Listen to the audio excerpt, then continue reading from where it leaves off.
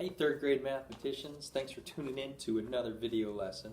Today's lesson is in this sheet, so go ahead, find this in your packet where it says Math Lesson 1, Lección de Matemáticas 1, okay? And then these instructions, you're doing it right now, so great job.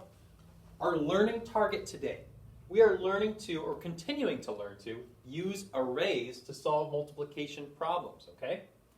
To be successful today, I can use an array to solve a multiplication problem. So the first step is, let's review, what is an array? Well, an array looks something like this. Do you remember working with these manipulatives in class? I have here displayed an array, and we can use this array to solve a multiplication problem that you will find in your packet right here. See where it says 3 times 8, and I'll hold it up right there. 3 times 8. You'll notice that this array that I have displayed right up here, let's count the dimensions, okay? So we have 1, 2, 3, okay? So that is one of our dimensions of this array. It is 3 squares wide. Let's count our dimensions down. 1, 2, 3, 4, 5, 6, 7, 8. 8. So we have a 3 by 8 array here. 3 por 8. So we have a 3 by 8 array. And this multiplication problem, the way we use this array to solve this problem is we can count the number of tiles. So count with me. We have 3 groups of 8. 3 groups of 8. 3 grupos de 8. Okay? Let's count. We have 3, 6, 9, 12, 15, 18, 21, 24. So we know we have 8 groups of 3, or 3 groups of 8, and we know 3 groups of 8 is 24. Fantastic work, mathematicians. In your packets, you'll notice if you would like to use an array to solve these upper problems, guess what? We've included a page right on the backside, or if you have the Spanish version of it, it should be just a page ahead of that, of an array paper that you can use to solve these problems, okay? Okay, third grade mathematicians, we're moving on to problem number 2. Let's read it out loud together. Use the array to show how you could solve each fact if you didn't already know the answer. Use the array to show how you could solve each fact if you didn't already know the answer. Let's look at this example and walk through how they show you how to do this, okay? In their example, they're doing the multiplication problem.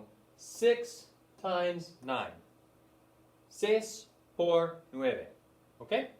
And they have the answer written here. It's 54.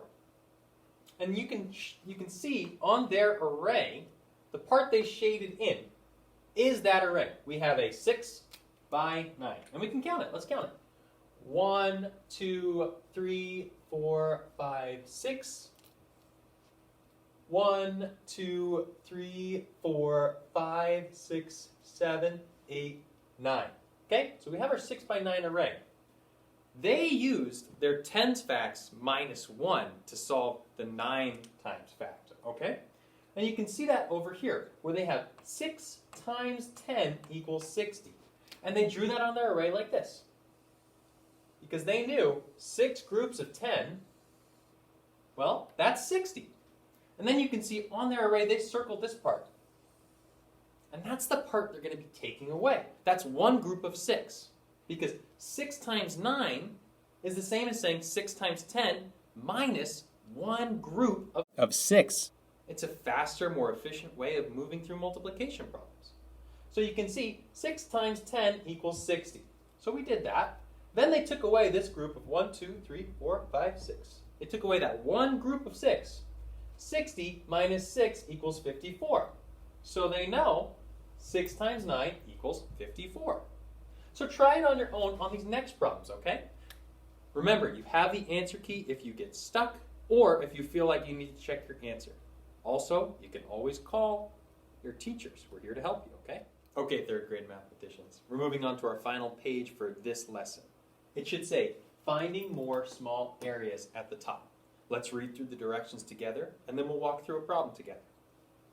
The rectangles below have already been filled with square units. For each pair of rectangles, label the dimensions of the first one.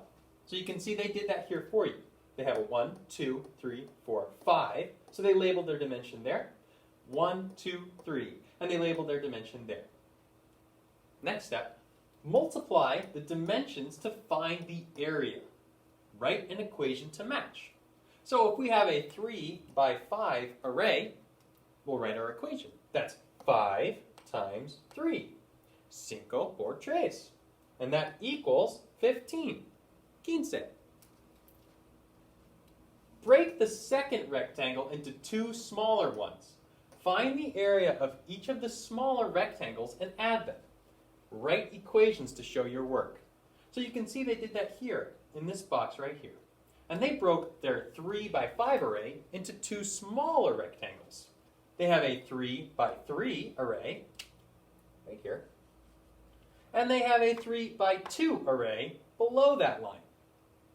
So they broke that 3 by 5 array into two smaller arrays. And you can see they multiplied the area for each one here.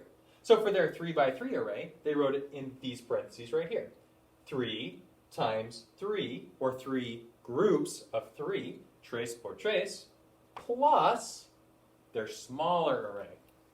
2 times 3, 2 times 3, 2 groups of 3, 2 por 3.